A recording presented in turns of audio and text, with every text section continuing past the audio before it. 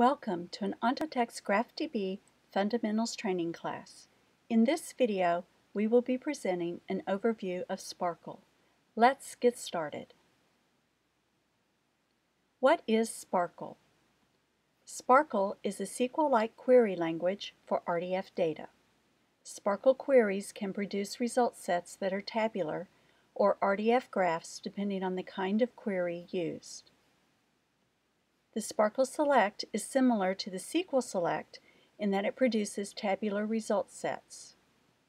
The SPARQL construct creates a new RDF graph based on query results.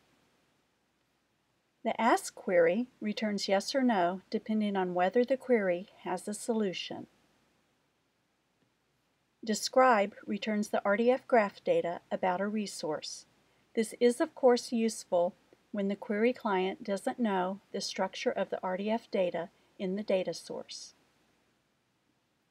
Insert adds triples to a graph, and delete removes triples from a graph.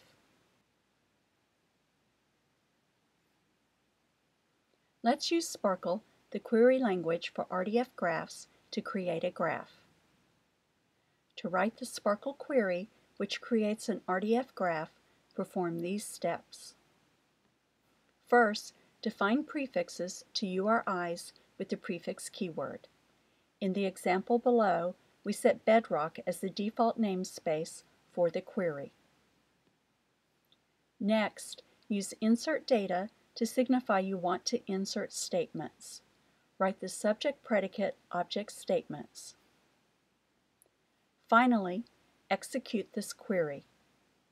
As you can see in the example shown in the gray box, we wrote a query which included prefix insert data and several subject predicate object statements, which are Fred has spouse Wilma, Fred has child Pebbles, Wilma has child Pebbles, Pebbles has spouse Bam Bam, and Pebbles has children Roxy and Chip. Now, let's write a SPARQL query to access the RDF graph you just created. First, define prefixes to URIs with the prefix keyword.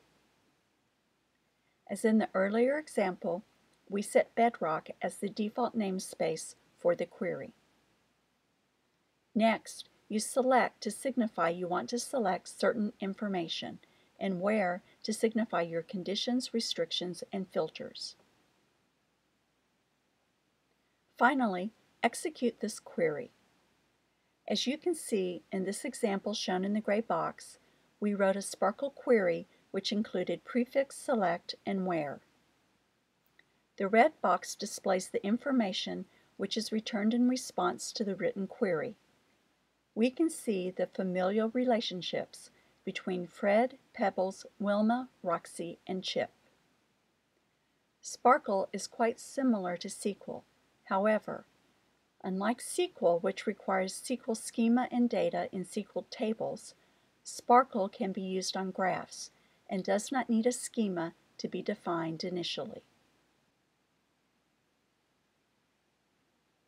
In the following example, we will use SPARQL to find Fred's grandchildren. First, we need to establish whether Fred has any grandchildren. First, define prefixes to URIs with the prefix keyword. Next, we use ask to discover whether Fred has a grandchild and where to signify the conditions. As you can see in the query in the green box, Fred's children's children are his grandchildren. Thus, the query is easily written in SPARQL by matching Fred's children and then matching his children's children. The ask query returns yes, so we know Fred has grandchildren.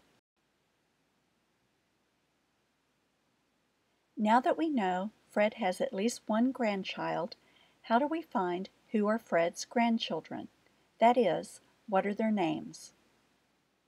This question is easily answered by using the same query from the previous slide and replacing the ask statement with the select statement.